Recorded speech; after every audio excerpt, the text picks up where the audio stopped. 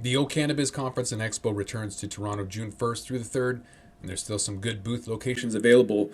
This exciting event is free for cannabis retailers and will feature Tommy Chong receiving a Lifetime Achievement Award at the O Cannabis Industry Awards. For more information about exhibiting or to register to attend, go to ocannabis.com. That's OCANNABIZ.com. U.S. cannabis cultivation and retail companies have enjoyed rapidly expanding valuation metrics since the beginning of 2021. We're going to use Viridian Capital Advisors Deal Tracker to dive into it. Welcome back to the Talking Hedge. I'm Josh Kincaid, capital markets analyst and host of your cannabis business podcast.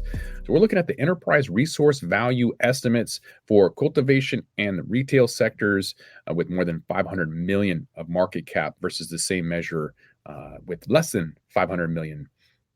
So the gap between the two was as low as 4.2 multiple points at the end of September, but has widened to a peak of 16.7 currently.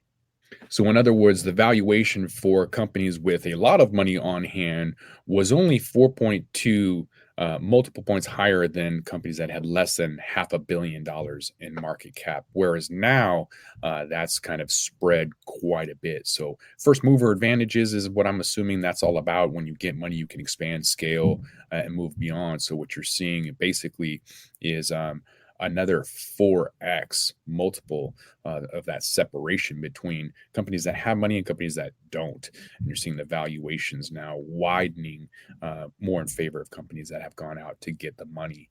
So that's my assumption. Let's find out what Viridian thinks.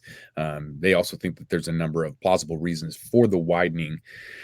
They assume that the stocks of the larger companies, they're more liquid, therefore are more attractive to incoming institutional investors. A huge part of that is why I don't deal with penny stocks. There's not enough volume. So if you don't have enough volume, it's easy to push those stock prices up and then watch that crash. So I stick away from anything that has really low volume on that.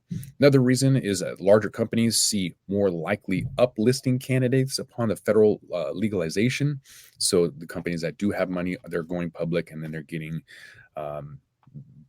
speculated. I mean, it's kind of they're there and their first mover advantages and able to be on the public markets and taking advantage of federal legalization hype.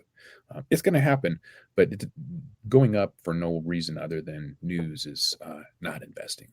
So larger companies are also more developed, more profitable, and generally safer, maybe.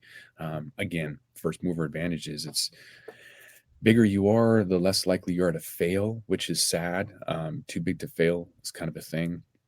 All right, we're going to leave that there. Keep this nice, short, and sweet. We're going to roll this one up. I'm Josh Kincaid. This is The Talking Hedge. Don't forget to like, share, and subscribe, or don't, and I'm out. Don't forget to smash that like button on your way out and check out these other videos that we've got.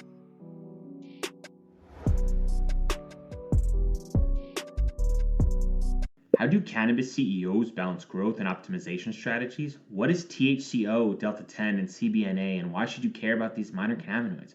And why isn't the endocannabinoid system covered in medical school? Most people think they're up to date in trends in the cannabis industry, but they're about 6 weeks behind. Learn about what is truly next in the cannabis space by joining myself, Brian Fields, and Kellen Finney every week on the Dime Podcast, and of course, on PodConnects.